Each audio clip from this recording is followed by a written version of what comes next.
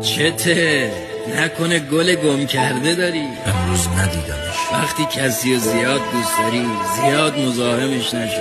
آدما وقتی ببینن براشون همیشه وقت داری نادیدت میگی. فقط خواستم احترام بذارم. تو هر چقدر به یکی احترام بذاری در آخر اون به اندازه فهمش با تو رفتار میکنه. شاید عوض شد. آدما به مرور عوض نمیشن، مشخص میشه. این آدمای 70 ساله حرف میزنی و ما کم سن و سال ترین سالمندان تاریخ.